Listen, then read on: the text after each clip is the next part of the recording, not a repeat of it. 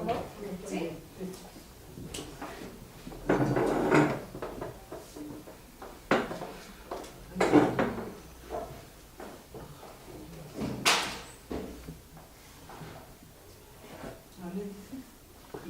Ahí van, a ver cómo esto.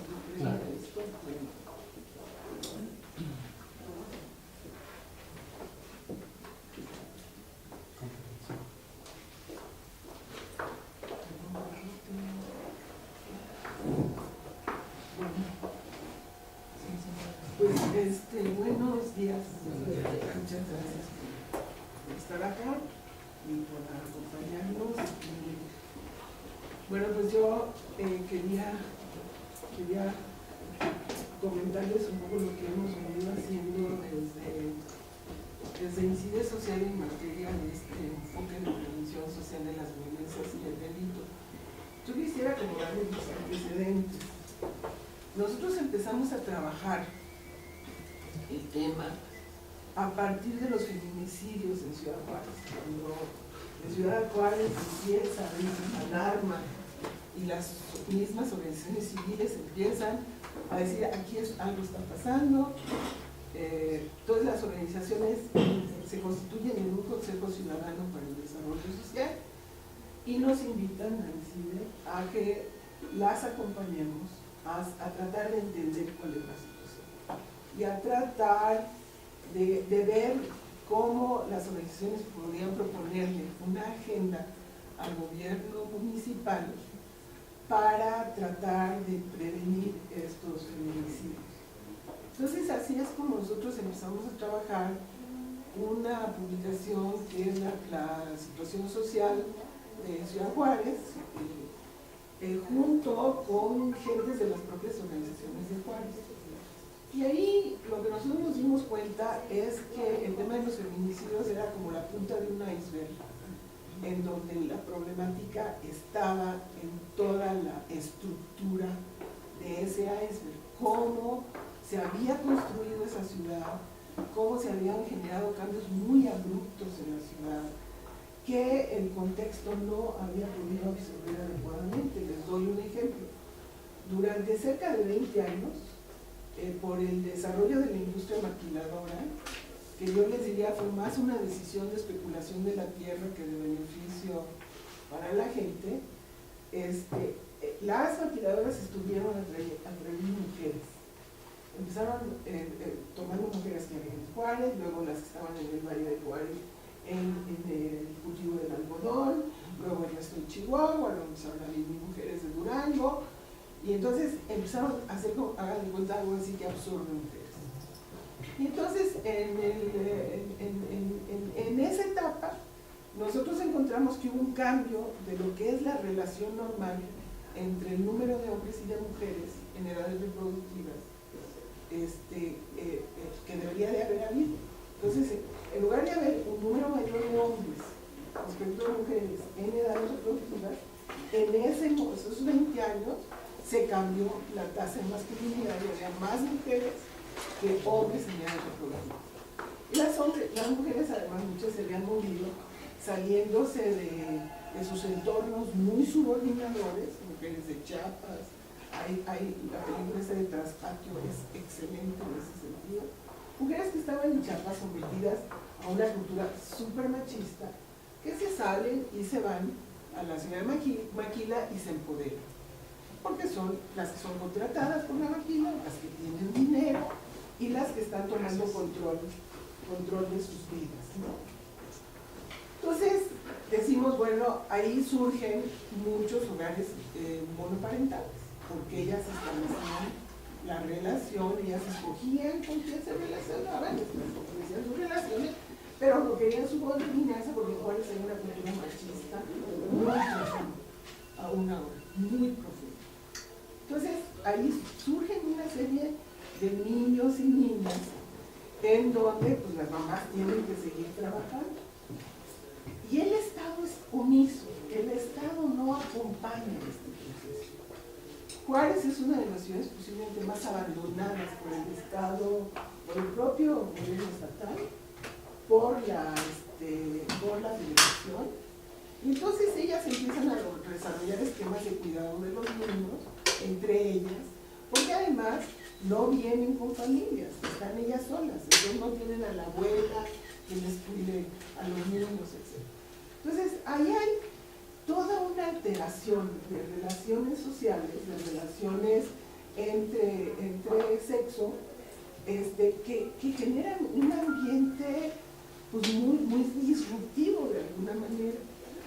Y empezamos ahí a ver qué está pasando con la construcción económica y social de las familias y qué está pasando entre la necesidad de subsistencia de la familia y los tiempos de cuidado a los niños.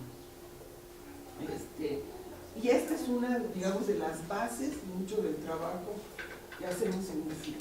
Entonces, a partir de eso, hacemos el diagnóstico, está disponible en red, porque ya no hay ejemplares. Detectamos las zonas de mayor conflicto y las diferencias de infraestructura social en la ciudad, donde hay escuelas y donde no, donde viven los jóvenes, en donde no hay preparatorias, donde están las familias jóvenes con niños chiquitos, donde no hay estancias infantiles. O sea, empezamos a ver todo este desorden que se da en una ciudad que crece a una velocidad espectacular. Bueno, a partir de eso, a finales de 2009, convocamos a un foro que se llama Los orígenes de la violencia, porque estamos convencidos que esto es un asunto multifactorial, que tiene que ser analizado por muchas disciplinas y que las medidas para poder atacarlo tienen que venir de muchas agendas disciplinares, digamos.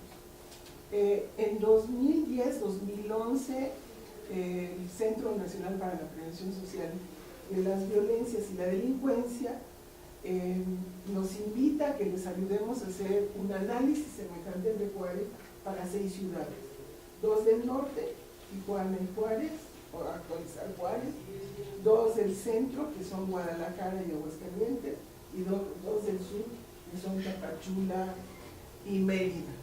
Les vamos a entregar unos discos que tienen los resultados de esas investigaciones, de 4, porque 2 no salieron como nosotros hubiéramos querido, y la consultora que le tocaba hacerlo no se apegó, digamos, a la metodología que nosotros proponemos.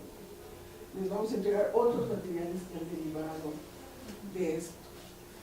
A la luz de esta experiencia, porque quien estaba a cargo del Centro para la Prevención en ese momento, que es Laura Carrera, ella había trabajado con Rosario Robles, con uno de los presidentes municipales del municipio de Juárez, y a partir de la investigación que nosotros hicimos en Juárez, desarrollaron una serie de políticas, como creo que era el presidente municipal era Ferriz.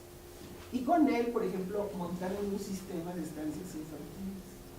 Empezaron a hacer recorridos en las colonias para hablar con las mujeres. O sea, usaron la base de la información para empezar a acercarse y escuchar los dolores de la gente, ¿no? Y entonces Laura decía, vamos a aplicar esto y estudiar otras ciudades, a ver qué diferencias hay entre las del norte frontera, las del centro y las del sur. Cuando ella logra que el 20% del subsidio municipal para seguridad, el subseguro, se destine a actividades de prevención social, porque todo el subseguro se dedicaba a la compra de armamento, a compra de cámaras, uniformes de policías, patrullas. Ella logra, con su terquedad sobre la necesidad de cambiar el paradigma, logra que en un año 10% de su esté destinado a prevención, y luego logra que el 20%. Y establecen ellos 16 líneas de trabajo en los municipios, en municipios seleccionados en relación con prevención social. Y la primera línea es hacer un diagnóstico, como el que nosotros promovimos. A mí me gustaría, si es diálogo, si y yo sé que ustedes son periodistas, así es que me preguntan, yo les estoy contando la historia. Entonces, ellos deciden en el centro que la primera línea para la cual asignan recursos es el diagnóstico. Luego, unos planes de prevención, observatorios ciudadanos de seguimiento de la situación de violencia y unos consejos ciudadanos. Y luego hay líneas ya de actividad directa de prevención. Cuando yo platico con Laura, le decía, es un tiro muy fuerte, porque estos diagnósticos requieren de equipos de investigadores. Ahorita les enseño cuáles son los capítulos que se analizan. Entonces requieren de investigadores, y ella decía, sí, el propósito es que animemos a investigadores locales para que empiecen a ver sus entornos, sus realidades, desde el enfoque de las violencias. Porque si uno va a las universidades locales, se encuentra que están en las agendas internacionales, en lo que van a poder participar en los foros de discusión académicos internacionales. Y muy pocas, yo diría, muy pocas universidades trabajan sus entornos específicos, porque están más en la competencia de crédito. Entonces, la intención de ella era empezar a interesar a los investigadores locales a que empezaran a ver lo que estaba pasando en sus realidades. Y así empiezan los municipios a pedir dinero para hacer diagnósticos, y son los municipios los que deciden a quiénes contratan.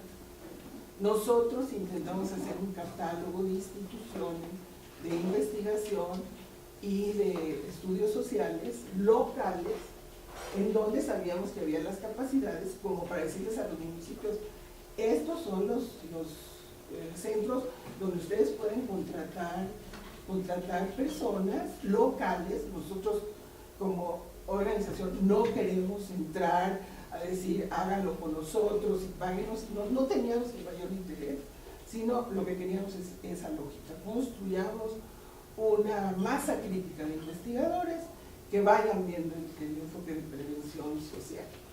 Entonces, hay un cambio en el centro de prevención entre Enrique Betancourt. En el gobierno de Calderón, evidentemente había una situación conflictiva. O sea, todos aquellos que estaban en la lógica de la prevención, de la intervención dura de seguridad pública, seguridad policial, seguridad militarizada, y unos pocos que empezaban a hablar de prevención, entre ellos, yo sí lo reconozco, Laura Carrera, con mucha claridad se hizo el propósito de meter el tema de seguridad ciudadana, y su equipo de entra Enrique Betancourt al centro, y entonces todo este trabajo se pierde, ya no interesa. Y nosotros nos hemos dedicado a rescatar, porque no hay obligación de los municipios, a rescatar los diagnósticos que se hicieron en los municipios con dinero del subsidio. Y tenemos cerca de 90 diagnósticos destacados. Varios sí siguieron la nota metodológica que nosotros propusimos, porque elaboramos una nota metodológica que se las vamos a dar en los discos, y otros usaron otros enfoques. Y otros municipios contrataron a las mismas empresas que les vendían equipo para la policía, que vendían cámaras, que vendían cosas. Eso pasó. Entonces hay diagnósticos de muy diferentes calidades. Y en este momento lo que nosotros estamos haciendo es seleccionando los buenos diagnósticos y vamos a hacer fichas de estos diagnósticos para sacar los factores de riesgo, los factores precursores, para ver en qué medida hay condiciones muy específicas de los municipios y en qué medidas hay coincidencias en las situaciones de los municipios. Bueno, entonces, a finales del gobierno de Calderón y antes de lo que pasó en Villas de Salvarca, que fue terrible, se lanzan con la estrategia Todos Somos Juárez. es una estrategia que nosotros pedimos en varios momentos que se evaluara, porque fue una estrategia en donde se avientan ladrillos en el terreno sin tener un plano claro del edificio que se iba a construir. O sea, simplemente se lanzó dinero, llegaron las distintas secretarías con su menú de programas, no a sentarse a ver con la gente qué era lo que la gente quería, sino a decirles, a ver, aquí tengo este menú de programas, ¿qué de esto que tengo te sirve? Entonces, lo que yo iba a destinar a otros lados, lo voy a concentrar en Juárez. Entonces, todos Somos Juárez no tiene una concepción y una estrategia de prevención, sino son una serie de medidas dispersas que se lanzaron al territorio. Entonces, en algún momento que teníamos diálogo con Alcántara, que era el secretario del Sistema de Seguridad, le decíamos, vamos a hacer una evaluación de qué pasó en Todos Somos Juárez, realmente en qué medida impactó. Y él me dijo, sí, hagámoslo, pero otra vez, cambio de funcionario, y yo creo que una cosa que faltaría es hacer una evaluación real de qué pasó con Todos Somos Juárez. En este momento, por el contacto que nosotros tenemos constantemente con la gente de Juárez, 60 escuelas de tiempo completo se montaron allá, están paradas en términos de la recepción de recursos, por ejemplo, para alimentar a los niños. Se paró el programa de Constrúyete. O sea, una cuestión que uno aprende en el tema de prevención es no pueden ser intervenciones que tengan la duración de gobiernos municipales o de gobiernos estatales. Como se está tratando de revertir en algunos casos problemas estructurales construidos a través de mucho tiempo, cambios culturales que se han producido a través de mucho tiempo, las intervenciones de prevención social tienen que ser prevenciones con una lógica estratégica dentro de un marco y durables, sostenibles, porque se está actuando sobre cuestiones de construcción de seres humanos, ¿no? Entonces, con los cambios de gobierno, en este momento todavía están paralizadas varias de las intervenciones que se montaron en esta última etapa del gobierno de Calderón, donde empezaron a entrar al tema de prevención. Cuando llega el gobierno de Peña Nieto, a todos nosotros nos da una alegría enorme el cambio de paradigma. O sea, decimos, perfecto, qué bueno, o sea, que lo asume ya como política, como un eje de política, dentro de sus primeros puntos que plantea, y estamos en la mejor disposición de apoyar, y así hemos estado haciendo, apoyando la revisión del programa de prevención, etc. Pero yo les voy a plantear algunas cosas que nos preocupan, porque estamos de cualquier manera trabajando con municipios que ya están muy afectados. Son municipios que ya, hagan de cuenta, si ahorita lo vemos, pero es como que tienen cáncer y queremos hacer medidas de vacunación previa. Entonces ahí lo que se tiene que trabajar son medidas de mitigación. No pueden sustituir en esos municipios la prevención, no pueden sustituir a un trabajo paralelo de seguridad pura, porque si no se pone en riesgo a la gente que hace trabajo de prevención. Tiene que haber seguridades, como en las favelas. O sea, entra un promotor que va a trabajar con grupos de jóvenes adictos, entra solito a una favela y pues, nada más no sale, ¿no? Entonces, ahí en esos municipios tiene que haber una combinación de las dos vertientes de política de seguridad. Seguridad policial que le dé seguridad a las personas que van a hacer el trabajo de prevención y de reconstrucción y tejido social. Bueno, yo esto que les quiero presentar es un poco conceptual. Yo, como ya tienen ustedes bastante tiempo en el tema, de cualquier manera me pareció importante para poder ubicar el enfoque nuestro.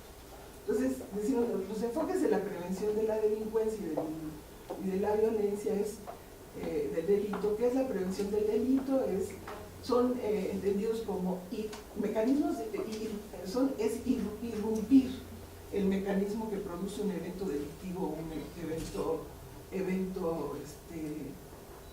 violento, ¿no? O sea, tratar de evitar que ocurran estos eventos.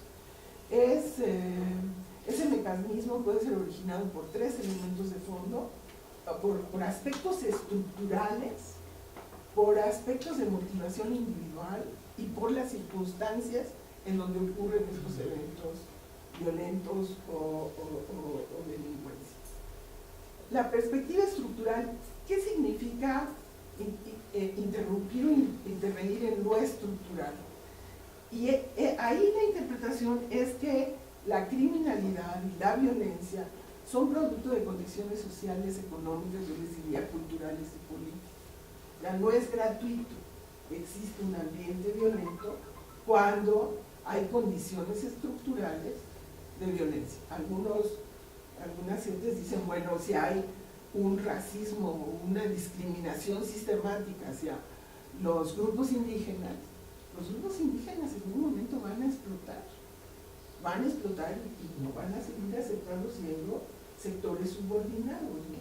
Entonces, ese es el tipo de cuestiones estructurales. Entonces, la prevención se entiende como actividad que incide sobre causas del fondo. Y ese es el tema que nosotros trabajamos. Nosotros trabajamos desde la perspectiva estructural. Luego, la perspectiva de las propensiones humanas se concentra en la intervención individual, de modo que se debe detener, controlar o rehabilitar a los autores reales o potenciales. Les doy un ejemplo. Los diagnósticos de Hidalgo los hicieron gentes de la universidad y fueron a los reclusorios, entrevistaron a las gentes de los reclusorios, vieron de qué colonias venían, cuáles eran sus características, y entonces las intervenciones es tratar de detectar a estas gentes que pueden ser potenciales criminales y intervenir en ellos, deteniendo su potencialidad como criminales. Es un enfoque muy de que la criminalidad viene a partir de actos individuales y de historias individuales. Luego, la perspectiva de las circunstancias y oportunidades se lleva a cabo a través de una intervención sobre el contexto físico y social, o más bien sobre las situaciones y la criminalidad de algunas formas. Se dice, bueno, este espacio, que es un espacio abandonado, ¿no? Entonces, da lugar a que aquí se junten los chavitos que no tienen que hacer, y entonces en lugar de pensar en cosas buenas, empiezan ahí a inventar cosas, y hay un espacio y una circunstancia que les permite empezar a hacer actos delictivos o ejercer violencia, ¿no? O sea, entonces el enfoque es cambiemos las circunstancias y las condiciones, muchas veces físicas, para que no se propicien estos actos criminales o delincuenciales o violentos. Otra forma de verlo es hablar de tipos de prevención. La prevención primaria, que está dirigida a eliminar o reducir las condiciones criminógenas presentes en un contexto económico y social, cuando todavía no se han manifestado señales de peligro, pero hay como factores de riesgo que uno puede ir viendo. Es decir, cuidado, traemos un nivel de deserción escolar espectacular en todo el país, tenemos que buscar, porque ese es un gatillo, un gatillo de las posibilidades de la secundaria, que son medidas dirigidas a grupos en riesgo delictivo, y la terciaria se aplica cuando un evento delictivo ya ha sido cometido para prevenir ulteriores recaídas. Aquí se aplica cuando ya hay violencia y lo que se trata de hacer es evitar que continúe. Pueden estar orientadas a los autores, a las víctimas o al contexto. Puede realizarse en 4 contextos operativos: individuos, viviendas, barrio y sociedad. Otra clasificación es hablar de prevención social, prevención situacional, prevención comunitaria y prevención del desarrollo de motivaciones o condiciones individuales. Pues la prevención social son medidas que tienden a reducir o eliminar todos los factores criminógenos. Tiene que ver con esta concepción estructural del problema, con la idea de que son relaciones y procesos que se dan en las sociedades, entonces hay que reducir o eliminar estos factores. Se propone incidir sobre las causas mediante programas de intervención de carácter general para modificar las causas que empujan a la criminalidad. Y resalta el contexto social general donde nace el delito como conjunto de condiciones sociales, económicas y culturales que crean un ambiente favorable a las motivaciones del delito. Luego, prevención de desarrollo de motivaciones o condiciones individuales. Se busca prevenir el desarrollo de la motivación o condición criminógena individual en el curso de vida con referencia a los individuos, a las familias, a la escuela o a la comunidad. Prevención precoz o prevención de los factores de riesgo individuales, familiares y comunitarios. Son como claramente tres niveles de posibilidades de intervención. O se interviene sobre individuos que se sienten que están en la posibilidad de cometer actos de violencia, delictivos, o se interviene en el contexto cercano, chiquito, se cambian las cosas, o se interviene con políticas públicas que dentro de sus propósitos sea bajar los riesgos de violencia. Ahora, nosotros, bueno, aquí otra vez, factores individuales, por ejemplo, bajo autocontrol, impulsividad, agresividad precoz, hiperactividad, impulsividad, baja inteligencia. Se dice, las personas que tienen este tipo de características son personas que tienen una propensión a la violencia y a la comisión de delitos y hay que cuidar, hay que ver dónde andan estas personas y hay que trabajar sobre ello. Factores familiares, características de riesgo de las madres, familias desarticuladas o monoparentales, escasa capacidad del ejercicio de la paternidad, conflictos, abuso, abandono, violencia familiar. O sea, hay que trabajar con los contextos familiares para que estos contextos se vuelvan más propicios para el crecimiento de seres humanos saludables. Y factores de carácter socioeconómico, que son condiciones de privación, degradación de la comunidad, influencia de pares, factores negativos del sistema escolar. Aquí estaría el bullying, por ejemplo. Y esto tiene que ver con el enfoque individual.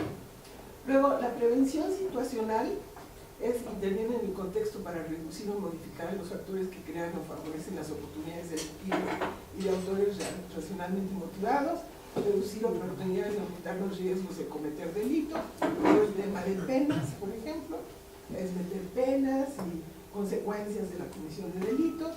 Se focaliza en el escenario del delito, busca impedir la ocurrencia del delito y hacer menos atractivas las ocurrencias del delito. Análisis de las circunstancias que dan lugar a formas específicas de delito, costumbres y estilos de vida, potenciales víctimas, características físicas de los lugares, ausencia de controles. Esta es una prevención muy favorecida, muy usada y trata de eliminar los factores que en el contexto pueden estar. Yo les diría el caso de, por ejemplo, impunidad. En este país, un elemento fundamental de lo que nos está ocurriendo es que no hay castigo a la comisión de delitos. Y entonces, posiblemente lo que han mostrado las bandas criminales es que hacen lo que hacen y no pasa nada, y entonces los delincuentes comunes dicen no hay consecuencia. No hay consecuencia y entonces pues yo puedo igual con una moto pasar y robarle la bolsa a la señora, nadie me va a buscar, no me van a denunciar, y entonces algo que estaba concentrado con las bandas criminales, la gente empieza a aprender que no hay consecuencia por la comisión de delitos. Entonces, un enfoque ahí, pues tiene que ver con el sistema de investigación de los ministerios investigadores, de que la gente denuncie, pero que la denuncia tenga consecuencias y que haya un aparato judicial que efectivamente castigue la comisión de delitos. En México no tenemos eso, y eso es una ausencia fundamental para poder enfrentar lo que nos está pasando. Por ejemplo, nos dice, toman a un capo, capturan a un capo y destruyen los mecanismos de contacto de esa red criminal. Y entonces hay un montón de gente que se queda ya sin los mecanismos para hacer el tránsito, el trasiego de la droga, y estas gentes que vivían de ese comercio se empiezan a dedicar a explotar a la gente local. porque ya dejaron de tener ingresos a partir del comercio de droga, ¿no? Y entonces lo que estaba, digamos, constreñido a un problema entre bandas y del tráfico de droga, empieza a afectar a la población. Y entonces empiezan a secuestrar, a pedir protección, pago de protección, cuota, porque de alguna manera se les destruyó su mecanismo de generación de ingresos. Entonces, pero como aprendieron que hay impunidad, a que hagan lo que hagan, no va a pasar nada, pues entonces es una forma de obtención de ingresos. Y finalmente, la prevención comunitaria se trata de la participación comunitaria y en ella se comprenden varias estrategias, como es la gerencia local de la prevención de la delincuencia, la preservación y el desarrollo de capital social, la valoración de la eficacia colectiva, la cohesión social, la revitalización de los barrios y la renovación civil. Esto nos está pasando mucho, cada vez más comunidades, los empresarios en Monterrey decidieron entrar y empezar a pagar bien a los policías. Un poco lo que ha pasado con Monterrey es, han hecho un buen ejercicio de selección de policías y les están pagando, los empresarios apoyan, entonces están mejorando la calidad de los policías y impedir la necesidad de que los policías se vengan y se líen con las bandas para obtener ingresos, ¿no? Entonces ahí es cuando las comunidades empiezan ellas a buscar mecanismos para recomponer su propio tejido, para autoprotegerse, etc. Incluye desde modelos de comunidades defensivas donde los ciudadanos se responsabilizan de la seguridad, como son los policías comunitarios y las autodefensas, que es lo que estamos viviendo, pero también modelos donde se trata de desarrollar la participación comunitaria a través de nuevos modelos asociativos y nuevas formas de solidaridad. Yo creo que el enfoque de la política de prevención actualmente en México es de prevención situacional con participación comunitaria.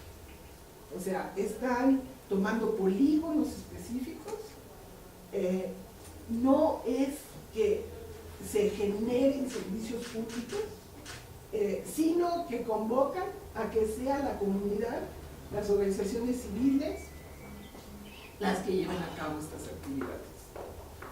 Yo tengo la duda de si eso es durable en el largo plazo. Yo creo que tiene que haber una combinación de servicios proporcionados, servicios públicos proporcionados con el Estado, con participación comunitaria, pero dejar todo a que sea la comunidad y las organizaciones civiles las que hagan las cosas, ahí puede haber riesgos de sostenibilidad, ¿no? Luego, incluye prevención secundaria, está dirigida a grupos en riesgo, se plantea trabajar mucho con jóvenes, jóvenes con adicciones, con jóvenes en las zonas marginadas de las ciudades, y tiene prevención terciaria porque está en zonas donde los niveles delincuenciales son altos y las comunidades están muy dañadas. O sea, desde mi enfoque, falta una estrategia de prevención primaria. Porque este tema es un tema como donde hay agua y hay un papel secante en donde esto se va diluyendo, distribuyendo y empieza a cubrir cada vez más territorio. Entonces, el enfoque viene mucho de lo que ha sucedido en los últimos 20 años, donde dicen focalicemos los recursos, ¿no? El tema focalicemos en los más pobres, ¿no? Y se desatiende la condición general. Entonces la condición general se va deteriorando. Entonces hay que tener medidas de prevención que toquen a todo el territorio. Yo les diría el tema de bullying. El tema de bullying no es solo en los municipios en donde está interviniendo el programa de prevención. Es un tema de conflictividad en todo el país. El tema de violencia doméstica. Es un tema que es una semilla muy clara de la producción de gente violenta. Al ser violentados en sus casas, salen afuera con habilidades violentas. O sea, Si a mí en mi casa me enseñaron que los conflictos los resuelvo violentamente, y como niño, en lugar de hablar conmigo y decirme que no debo hacer lo que hago, me encierran en el baño 3 horas, pues cuando yo salga afuera, eso es lo que voy a hacer por los otros. Así aprendí a solucionar conflictos. Entonces el tema de violencia familiar es un tema en donde debe de haber una política en todo el país.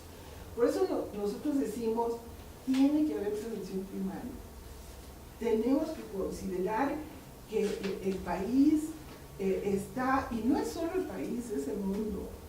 Hay como pérdida de capacidades de los estados para controlar y hacer esta función fundamental que los estados tienen, que son la función de protección y de seguridad. Es la razón por la cual decidimos las sociedades tener estados y tener poderes, ¿no? Es decir, oye, tú vas a ayudarnos a fijar las normas de convivencia y vas a evitar que nos agarremos entre nosotros y nos matemos, nos lastimemos y nos quitemos las propiedades. O sea, tu función fundamental es esa. Entonces, hay un debilitamiento de las estructuras estatales. Hay un cambio civilizatorio. O sea, los estados nacionales ya no están teniendo capacidades para controlar las relaciones sociales y económicas al interior de sus territorios. Entonces, esto es lo que nosotros planteamos como lo que vemos que está sucediendo actualmente, y digamos nuestra petición y la incidencia que tratamos de hacer como ICIDE es: hagamos prevención primaria, no solamente secundaria y terciaria. Bueno, ahora, ¿cómo está el tema que nosotros planteamos? Y aquí es un poquito, les planteo como el marco en el que nosotros lo vemos. Nosotros decimos que las personas tienen 4 tipos de campos de requerimientos para la vida. O sea, casi son los requerimientos para vivir bien, para ser felices, para tener bienestar. Tienen requerimientos materiales: alimentación, vivienda, salud física, agua, energía, materiales biológicos, indispensables. Si ustedes lo piensan, las políticas sociales generalmente han estado destinadas a programas de alimentación, programas de vivienda, de salud física, a proveer de agua, a proveer de luz. Pero también tenemos requerimientos psicoafectivos y psicoemocionales. Tenemos necesidades de ser reconocidos como personas peculiares, necesitamos afecto, necesitamos que nos abracen, necesitamos que nos digamos que somos importantes, que somos diferentes, necesitamos que nos respeten, que nos digan, oye, qué bien la hiciste, o sea, te sacaste un 8, qué bueno, porque habías estado sacando 5, ¿no? Qué bueno que lo hiciste.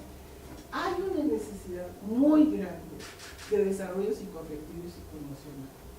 Y en eso tenemos un colapso de los mecanismos de reconocimiento de los seres humanos. Luego tenemos necesidad de seguridad.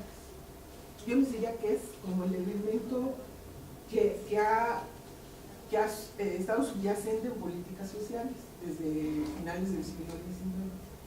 La seguridad de la vida, o sea, que no nos van a matar saliendo de nuestra casa, de que no nos van a agredir y herir, de que tenemos un ingreso que nos permite la subsistencia, un ingreso asegurado, la seguridad de nuestra propiedad, de que no nos las van a quitar de repente, seguridad frente a la enfermedad, el desempleo y accidentes. Para eso construimos los sistemas de seguridad social. O sea, la preocupación del ser humano es ¿cómo voy a vivir de aquí para adelante? O sea, ¿cuáles son mis bases de protección y de que puedo tener una vida digna, ¿no?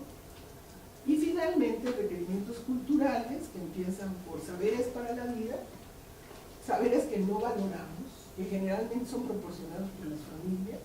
Las familias son las que nos enseñan cómo alimentarnos y qué alimentarnos, qué comemos, a qué horas, cuánto, cómo cocemos nuestros alimentos y cómo nos preparamos. Nos enseñan a relacionarnos con el otro sexo, a relacionarnos con nosotros, nos enseñan a hablar, el idioma lo aprendemos en las familias. O sea, las familias construyen la parte básica de la inversión en los seres humanos y no lo reconocemos y no lo valoramos. Y generalmente son las mujeres las que hacen estos trabajos. Pero cuando las familias están tan agobiadas que requieren estar las mujeres y los hombres y los hijos adolescentes, todos desesperados buscando ingresos, pues los niños chiquitos y los adultos mayores se quedan solos y se quedan abandonados. Y yo creo que eso es lo que nos ha estado pasando. Y entonces este rol de transmisión de saberes para la vida está muy vulnerado, está muy afectado.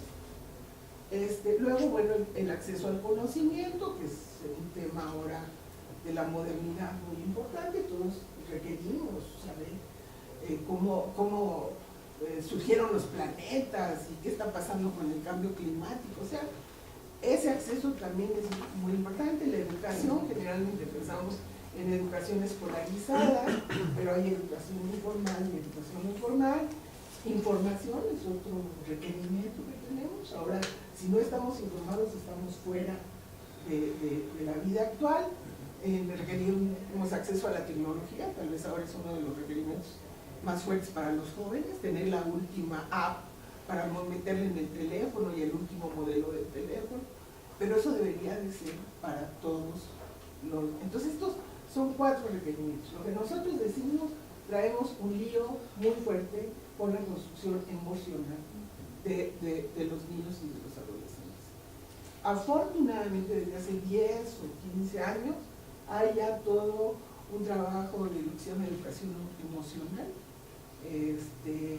y crecientemente se está tratando de introducir el tema en espacios públicos. Ya no solo queda en el ámbito de las familias, sino que hay ya trabajos de educación emocional.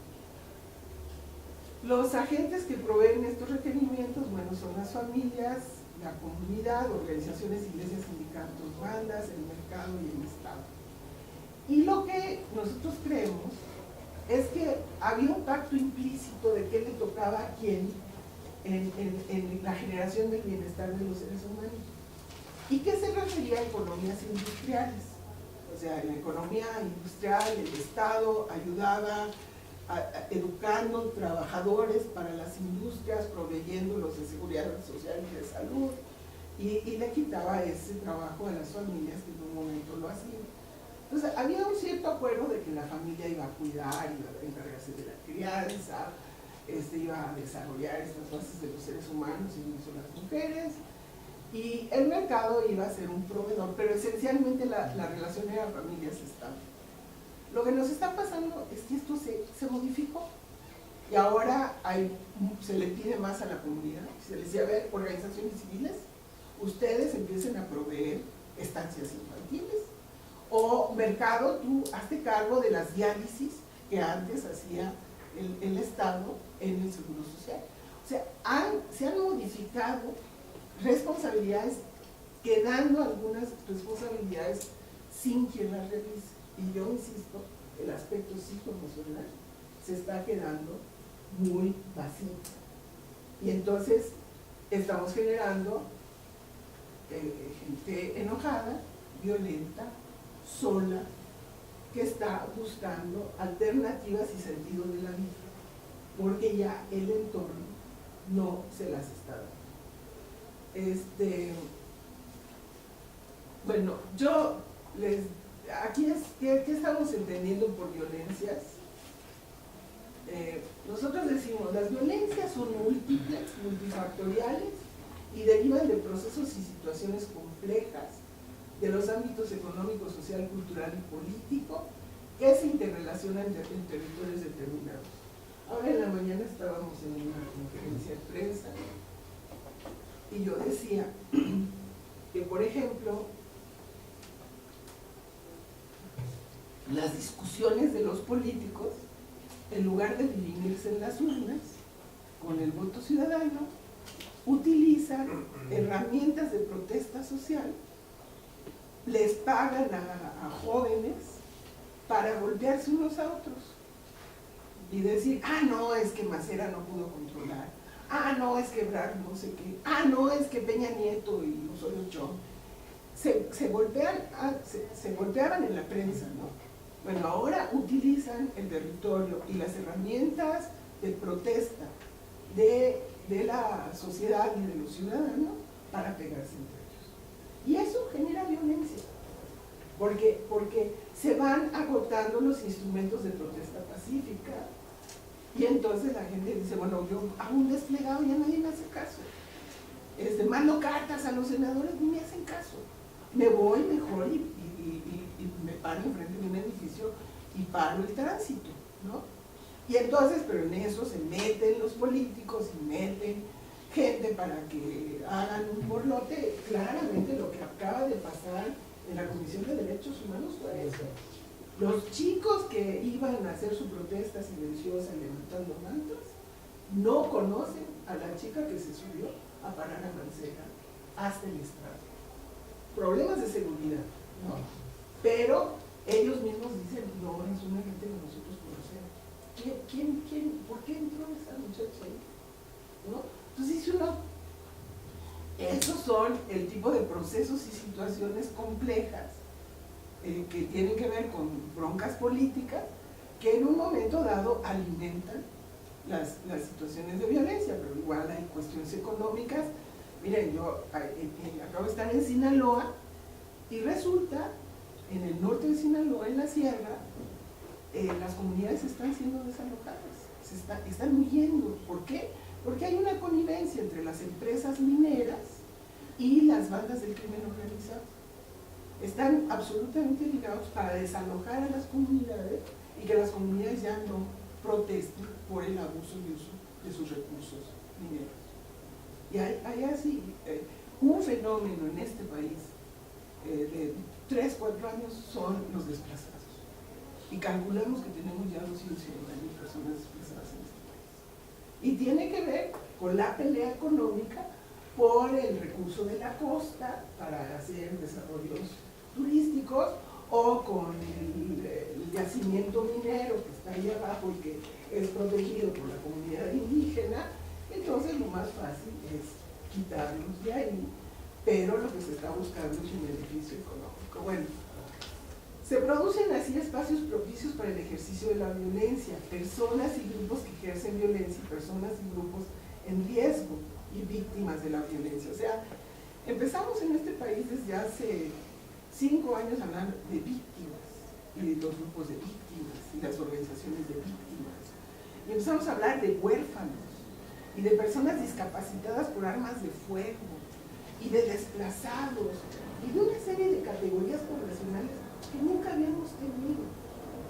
Y entonces ahí también se necesitan políticas de mitigación, políticas de atención a todos estos grupos que son producto de lo que está pasando, ¿no? Las violencias son acciones que por comisión u omisión dañan la vida, la integridad físico-mental, la libertad o la seguridad de las personas en forma puntual, temporal o permanente. Son construcciones sociales, económicas, culturales y políticas en las que intervienen agentes perpetradores y víctimas, y son multifactoriales. Y ahí, cuando entramos ya al tema claramente de prevención, decimos, hay factores precursores, que son procesos y situaciones que van generando condiciones propicias para la manifestación de violencias: corrupción e impunidad generalizada, cultura de la ilegalidad, desempleo y subempleo crónicos, segmentación urbana, tolerancia social a la violencia doméstica, el maltrato físico como castigo. O sea, si esta sociedad acepta el maltrato físico como castigo a los niños y dice sí se vale, ese es un factor precursor de violencia. Si este país dice se vale golpear a las mujeres, golpear a los adultos mayores, golpear a los niños como formas de control autoritario, ese es un factor precursor de violencia. Luego hay factores detonadores, eventos o sucesos macrosociales que irrumpen y producen cambios fuertes de tendencia o de situación que aceleran las violencias. Por ejemplo, catástrofes ambientales. Cuando hubo un terremoto en Chile, en la ciudad de Constitución, con el terremoto la gente aprovechó y fue a robarse las televisiones y en los establecimientos que quedaron con los vidrios rotos, y cuentan que hasta gente de altos ingresos decía, mira, a mí me gusta la sala que estaba exhibida en tal lugar, entonces tráetela, ¿no? Entonces hay catástrofes ambientales que algo que parece estar ahí como tranquilo, de repente se desata. Un ejemplo muy claro fue el cierre de la frontera en el 2001, en donde se deja de permitir un tránsito libre de la droga, y la droga que pasaba al otro lado se vuelca hacia México, y entonces el número de picaderos en Juárez se duplica en un periodo muy cortito. Y entonces empieza a desarrollarse el mercado interno de droga en Juárez, porque muchas de las ciudades eran ciudades de tránsito, no de consumo. Entonces viene un cierre, viene un cambio abrupto, y entonces se produce ese factor que estaba ahí precursor. Es como una pradera que de repente llega un cerillito y se enciende. Luego hay factores de riesgo, que son indicadores demográficos, sociales, económicos y políticos. Yo si quieren les dejo una copia de esto. Indicadores demográficos, sociales, económicos y políticos que advierten de la existencia de tensiones y conflictos importantes. Por ejemplo, una elevación extraordinaria de índices de deserción escolar. Ese es un indicador muy clarito de que algo está pasando, de que ya no retenemos a los jóvenes en las escuelas. Un aumento del desempleo, un aumento de los suicidios de jóvenes, que es un fenómeno que es terrible y está ocurriendo. Embarazos tempranos, desalojos, movilizaciones sociales, delitos sexuales.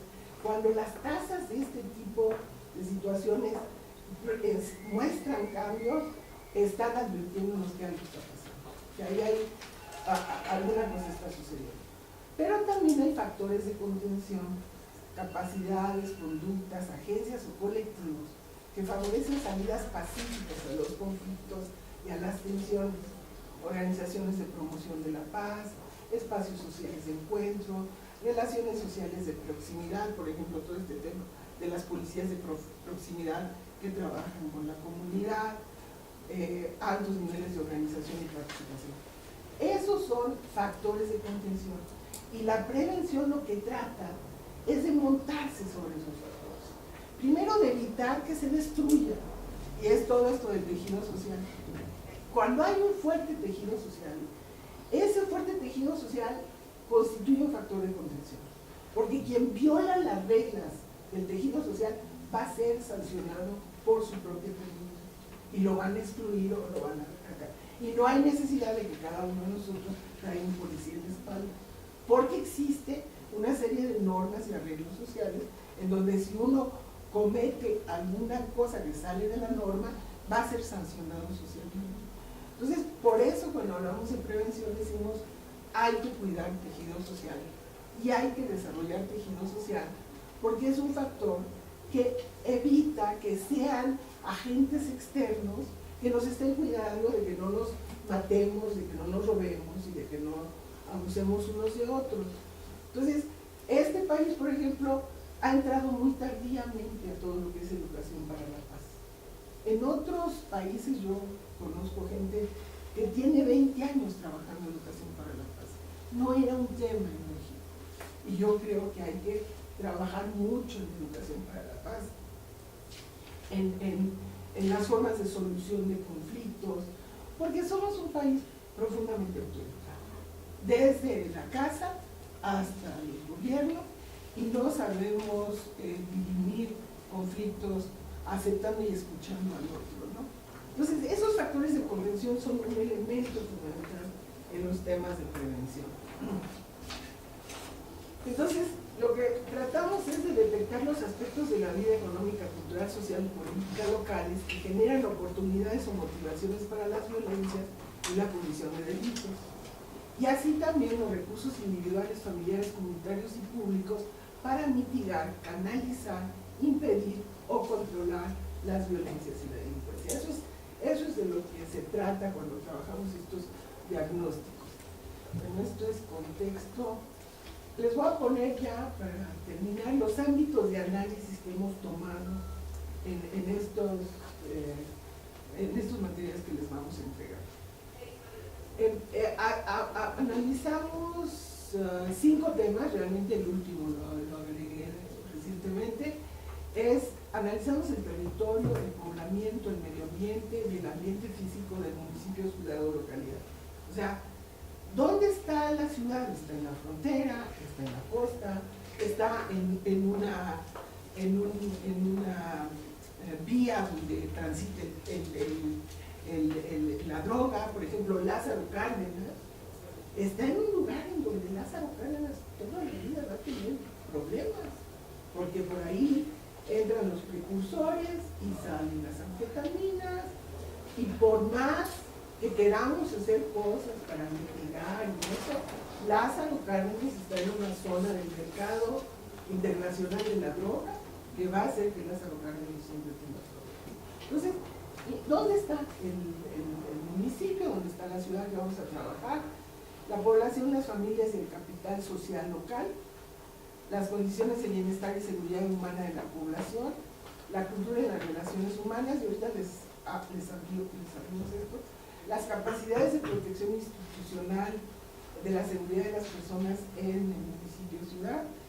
Y una cosa que no hemos trabajado, y que yo cada vez me convenzo que tenemos que trabajar, son las relaciones de poder y la vida política local. O sea, cada vez nos queda más claro que ahí, en estos conflictos, los conflictos entre los partidos son un ingrediente muy importante de la violencia de la conflictividad.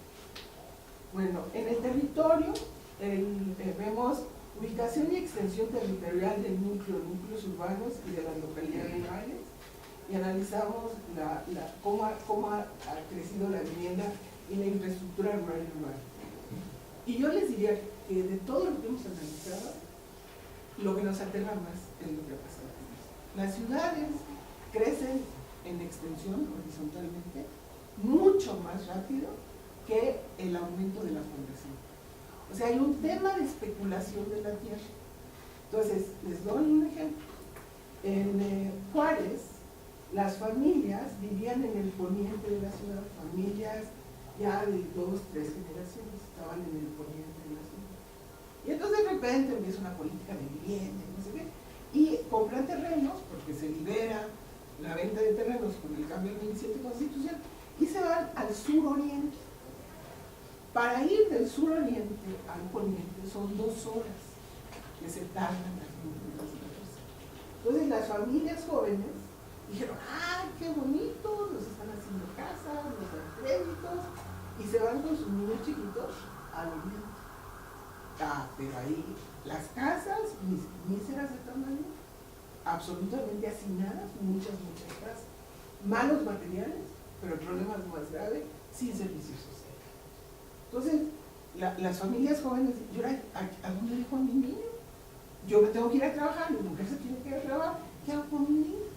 Entonces empiezan primero a llevarles a los niños a 2 horas de distancia a los papás en el pueblo. Entonces, pues ya no lo recogen diario, entonces empiezan a quedar con los abuelos allá la semana y van por ellos el fin de semana y los niños ya no quieren irse con los papás. Entonces, estas ciudades, así que han crecido con problemas serios de vialidades, en todos los diagnósticos aparece un problema de tráfico urbano, porque además los desarrollos se montan sobre vialidades viejas.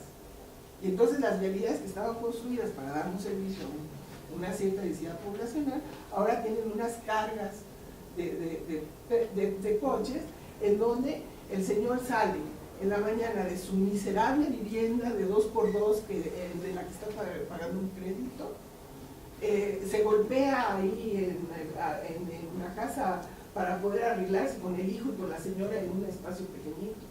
Sale y empieza a transitar para llegar a su trabajo, con una frustración y un enojo, porque se tarda 2 horas o 3 horas en llegar a su lugar de trabajo. Entonces llega al lugar de trabajo, llega a un trabajo donde le están pagando muy mal, por una política de contención salarial, donde cada vez le están dando menos prestaciones, y el tipo acaba enojado. porque le toma un tiempo enorme poder tener un ingreso miserable y tener una vivienda que le dijeron que le iba a solucionar el problema, pero ahora no tiene a dónde ir a comprar provisiones porque muchos de los desarrollos territoriales se hicieron en zonas muy alejadas de la ciudad, porque era donde había terrenos baratos. Entonces hay desarrollos inmobiliarios en todo el país que están a 10 kilómetros o más de la ciudad. Entonces la gente que está ahí no tiene servicios sociales, no tienen escuelas, no tienen siquiera comercios, no tienen buenos transportes. Las mujeres se levantan muy temprano para poder caminar hasta donde puedan encontrar un transporte para llevar a los niños a la escuela. Un verdadero desastre en términos de desarrollo urbano. Pero además nos encontramos que las ciudades están segmentadas y crecientemente hay guetos en las ciudades. Entonces están guetizadas las ciudades. Y se encuentran unos desarrollos inmobiliarios con unas murallas en donde además son propensas esas murallas porque no están iluminadas, son espacios criminógenos, digamos, ¿no? Donde puede suceder, la gente no puede transitar por ahí porque ya está cerrado el gueto, y entonces lo que estamos generando son ciudades crecientemente desiguales, discriminatorias. O sea, el problema urbano en términos de tensiones de la vida por la forma en que se ha hecho todo el desarrollo inmobiliario y este tema de las viviendas chiquitas. Nosotros tenemos fotografías de viviendas nuevas que son 2 pisos, es un cuarto en 2 pisos y no hay nada de terreno alrededor. Y las casas tienen que crecer de acuerdo al crecimiento de la familia.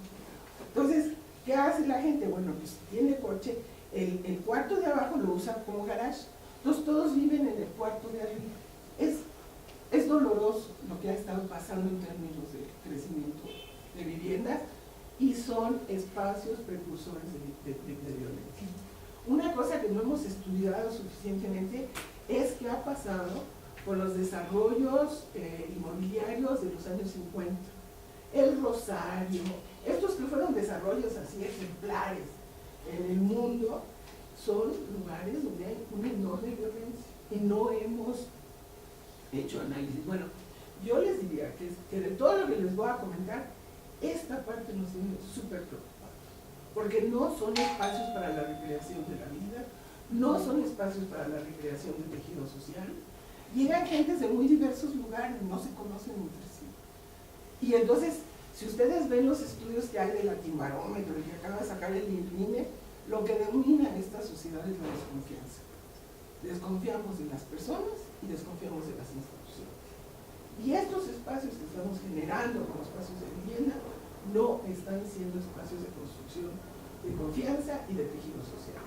Y nosotros vemos, por ejemplo, en Chile, cuando Lagos estaba el presidente, en todos los desarrollos había la exigencia de una escuela, o iglesias o espacios de iglesia, espacios de encuentro, lugares de juego, jardines, porque esos son los espacios que crean conocimiento. Si yo veo a la señora en el mercadito que está todos los días y empiezo a hablar con ella, pues aunque vengamos de lugares muy distintos, empiezo a crear tejido social.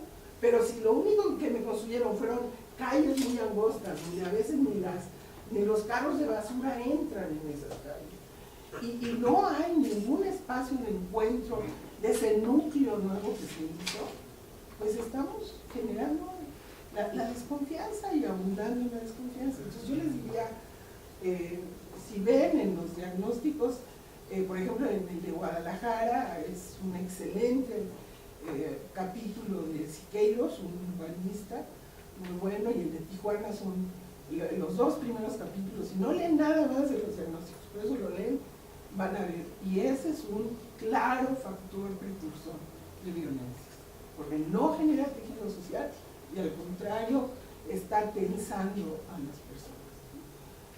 Luego vemos la situación y evolución demográfica. Esto, por eso que les decía yo de las tasas de masculinidad en Juárez, que había más mujeres que hombres en edades reproductivas. Eso lo tratamos de ver en cómo está la pirámide poblacional, en ciudades donde hay muchos jóvenes, los jóvenes por porque tienen descargas hormonales en su etapa de crecimiento adolescente, son propensos a la violencia por naturaleza biológica. Entonces a veces cuando hay en las pirámides muchos jóvenes, hay que hacer desarrollos para ellos, ¿no? Bueno, la situación de evolución y composición de las familias, otro tema fundamental es lo que les digo, las familias están cambiando. No es que las familias no transmitan valores, no es que las familias sean disfuncionales, las familias están teniendo que resolver los problemas de su entorno, de cómo sobreviven, cómo educan, cómo apoyan a la sobrevivencia, a la subsistencia de sus miembros. Y entonces, si tienen un contexto económico, cultural, político que no las ayuda, ellas tienen que desarrollar una serie de estrategias. Entonces, cuando hablamos de la familia natural, papá, mamá y niñitos como el ideal, eso es pura mentira. O sea, las familias han cambiado en sus estructuras. Hay una cosa que se llama familias donas, que son los abuelos y los nietos, y la generación intermedia se ha perdido porque se han migrado mamá y papá, y entonces, o el tío que se encarga del sobrino porque la hermana que tuvo el niño se fue también inmigró, entonces el tío. Entonces las formas de convivencia se han transformado enormemente. Entonces, cuando nosotros escuchamos decir, y ahora está lo de la Comisión de la Familia y la tiene el PAN. Sí, y dicen, es que las familias no cumplen sus roles y son disfuncionales. Perdón, las familias están haciendo lo que pueden, porque los contextos en los que estamos viviendo son muy difíciles. Bueno, el capital social local, analizamos cuántas organizaciones, qué tipo de mecanismos de asociación hay. Hay una pobreza de capital social en este país verdaderamente lamentable. No hay, por la desconfianza, la gente, bueno, y les digo, está este informe del INE que se acaba de presentar, que se llama Informe País, que es una encuesta a 11,000 personas, y ahí aparece cuánta gente participa en organizaciones deportivas, organizaciones religiosas, y van a ver que es muy poquito, muy poquito. Patrones y prácticas de asociación y participación comunitaria, mecanismos de control de la sociedad en la acción pública estatal, todo eso tiene que ver con capital social, índices de capital social o desarrollo de la sociedad. Ahí estábamos tratando como de medir realmente qué base de sustento puede haber para alentar mecanismos de contención comunitaria a los temas, ¿no? Luego vienen las condiciones de bienestar y seguridad humana de la población. Bueno, qué tanto disponibilidad, acceso a la educación, qué tanto la educación está adaptada a las condiciones del territorio que estamos estudiando, qué pasa en las relaciones maestros-alumnos. Por ejemplo, ahí encontramos que por todo lo que ha venido pasando, los maestros cada vez se separan más de los alumnos. O sea, les estamos metiendo una barrera y el maestro prefiere no apoyar emocionalmente a los niños. Entonces, si los niños tenían líos en la casa y el maestro en un momento dado les servía como elemento de contención, esto ha dejado de ser. En Juárez, la conclusión a la que llegamos es cada vez hay menos adultos educadores. O sea, los padres absolutamente abrumados, los maestros con un temor, porque ahora sí le hacen así al niño que está llorando, a lo que acaba de pasar con el niño, él lo está hostigando. Ay. Y entonces el maestro dice, me alejo. No cumple una acción de educación emocional y de acompañamiento. Un niño que tuvo un incidente, se hizo en sus pantalones o algo así, no se salió en la prensa hace poquito, ¿verdad? Y que los maestros, y el niño estaba deshecho, destrozado, nadie le ayudaba, ¿no? Porque tenía que venir los papás, ¿no? Entonces hemos separado a los adultos de los niños y los jóvenes. Bueno, luego se ve qué hay en términos de salud, seguridad social, desarrollo social, cultura espacios culturales, donde puede haber actividades colectivas, se hace una evaluación de eso. Lugares de recreación, de deporte, para ver si en la ciudad o en el municipio estudiado hay suficientes espacios públicos para la realización de actividades de reconstrucción del tejido social. Luego, la economía local y las principales fuentes de ingreso y empleo de las personas y de las familias, patrones de gasto y consumo, la pobreza y la desigualdad. Esto tiene que ver con las tensiones de las familias. ¿En qué están trabajando? ¿Cuántos están trabajando? ¿De dónde derivan ingresos? ¿Por qué? Porque es lo que nos dice cuál es la base económica de los grupos familiares y qué tanta tensión están teniendo en obtener la vida, cuánto están gastando, en qué están gastando. Por ejemplo, un gasto creciente en las ciudades es el gasto de transporte y es un gasto inelástico.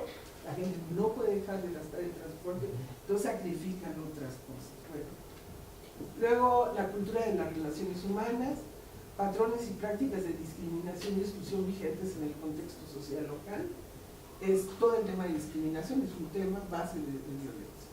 Todo el tema de discriminación, por ejemplo, a los jóvenes, criminalización de los jóvenes que se visten con sus shorts o que traen los tatuajes y esto, eso es un ingrediente fundamental para que ellos estén enojados, ¿no?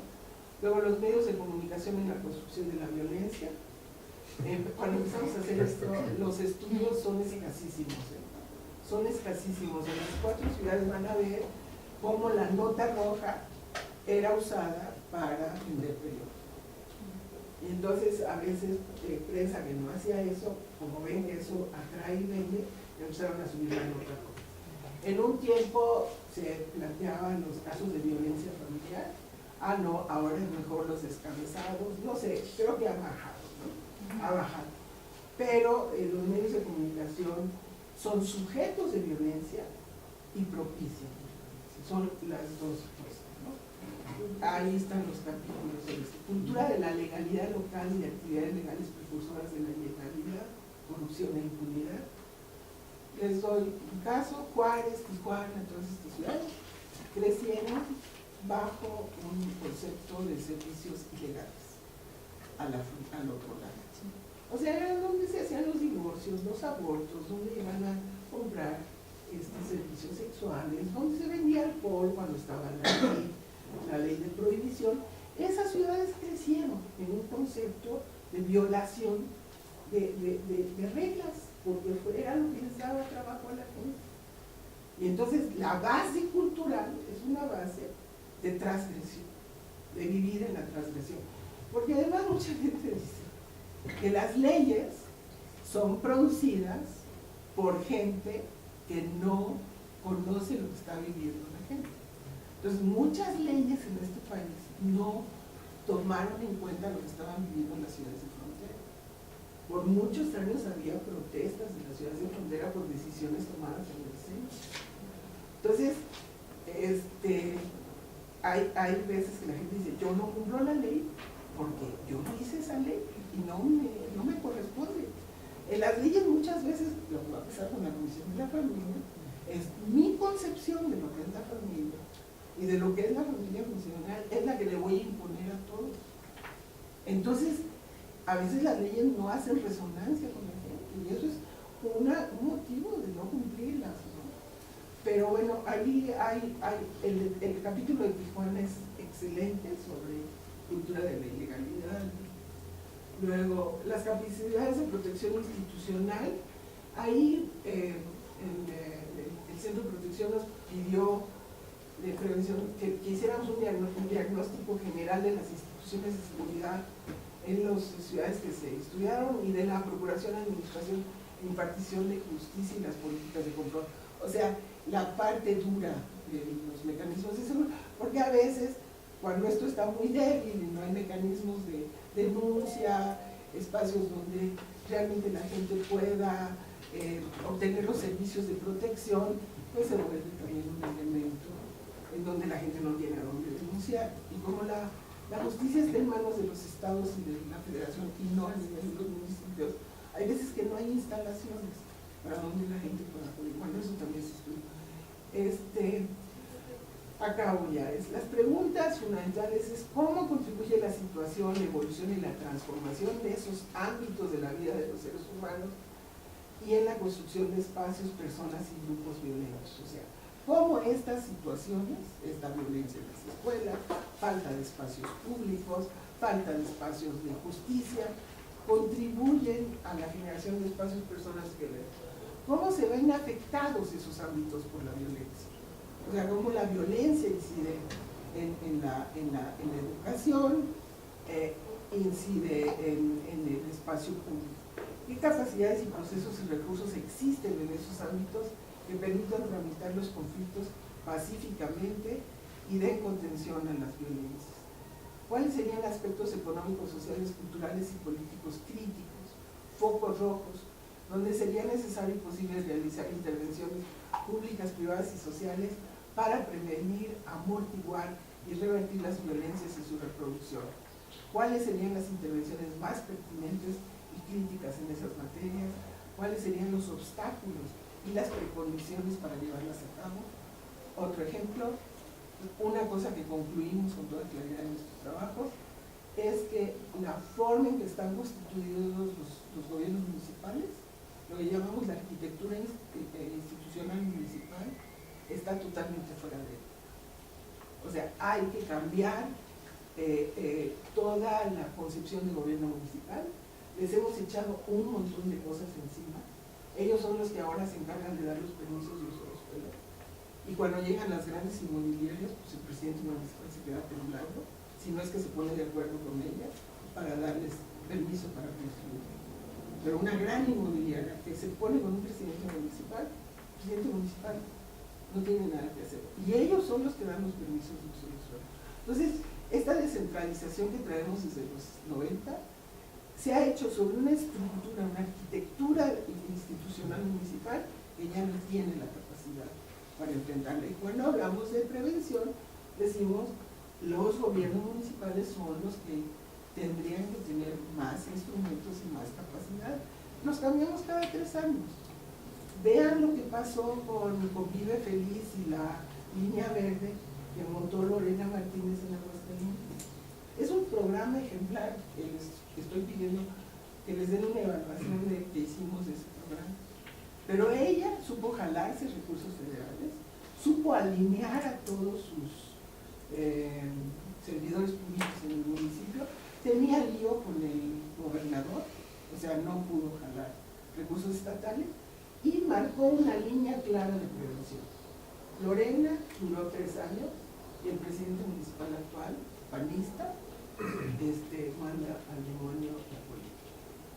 Entonces, no puede ser, porque los programas de este tipo no pueden durar 3 años. No pueden durar 3 años. Entonces, bueno, estas son las zonas metropolitanas de las cuales van a recibir ustedes los estudios: Guadalajara, Aguascalientes, Tijuana y Juárez. No les damos Tapachula y Mérida porque no son buenos diagnósticos. Luego, en 2011-2012, el Centro Nacional para la Prevención de la Violencia se promovieron diagnósticos municipales con recursos de salud, y nosotros tenemos ya cerca de 90 de estos diagnósticos, y esta es una bibliografía de y eso es todo.